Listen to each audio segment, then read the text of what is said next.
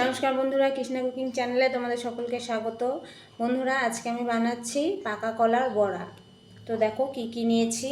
এটা আটা, এখানে আছে পাকা কলা। কলাগুলো খুব পেকে গিয়েছে, তার জন্য আমি ভাবলাম বড়া বানিয়ে ফেলি। আর আছে সুজি, আছে চিনি। এবার চলো আমি কলাটাকে একটু মিক্সি জারে দিয়ে একটু পেস্ট করে নিয়েছি। তো এবার মিশাচ্ছি, দেখো তোমরা।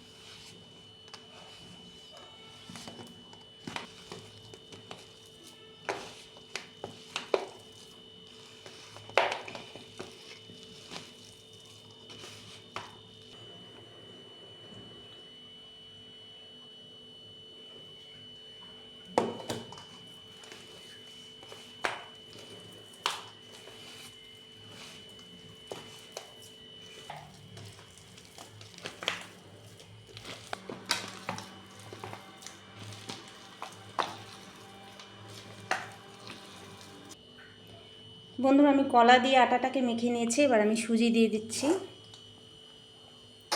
সুজিটাও পরিমাণ বুঝে দিতে হবে।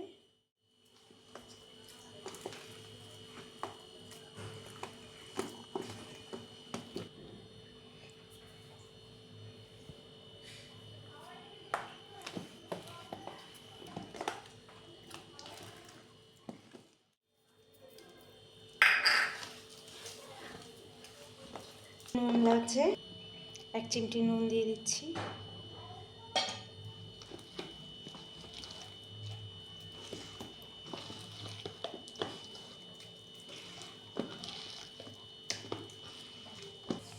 বন্ধুরা, এটা মাখা হয়ে গেছে। এবার আমি এটাকে 10 মিনিট ঢেকে রেস্টে রেখে দেব, তাহলে বড়াটা ভালো হবে।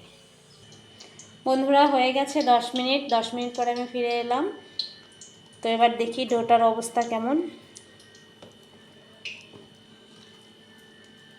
সুজিটা পুরো মিশে গেছে।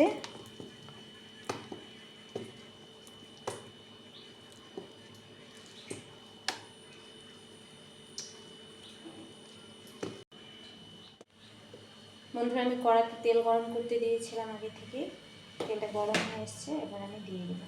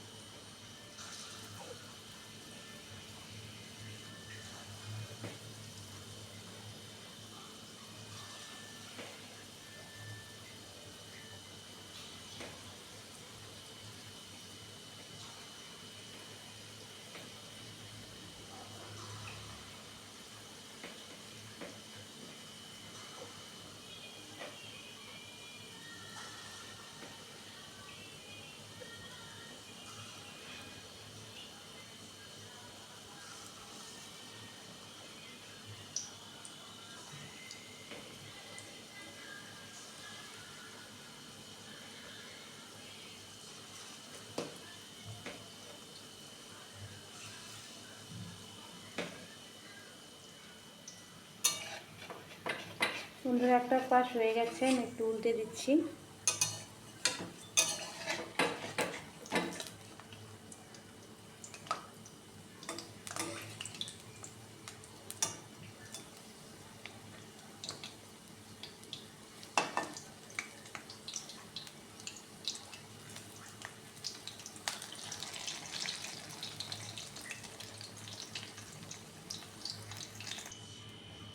বন্ধুরা, হয়ে গেছে, আমি নামিয়ে নিচ্ছি।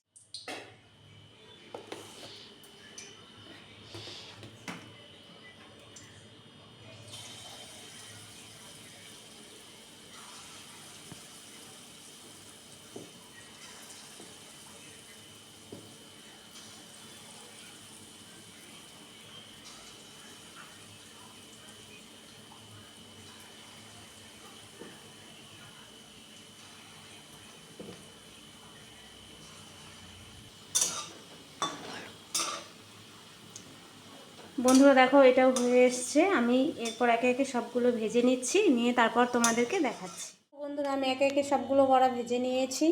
কেমন হয়েছে দেখো, তোমরাও ট্রাই করো বাড়িতে। অনেক সময় আমরা কলা পেকে গেলে ফেলে দিই, সেটা না ফেলে দিয়ে এভাবে করে অল্প কিছু ঘরে থাকা উপকরণ দিয়ে যদি আমরা এরকম বড়া ভেজে রেখে দিই 2-3 দিন খাওয়া যায়। তো যদি ভালো লাগে আমার ভিডিওটা দেখে তোমাদের, তাহলে লাইক করে দিও, আমার চ্যানেলটিকে সাবস্ক্রাইব করে দিয়ে আমার পাশে থেকো। তোমাদের আমাদের ভিডিওটা দেখার জন্য অনেক অনেক ধন্যবাদ।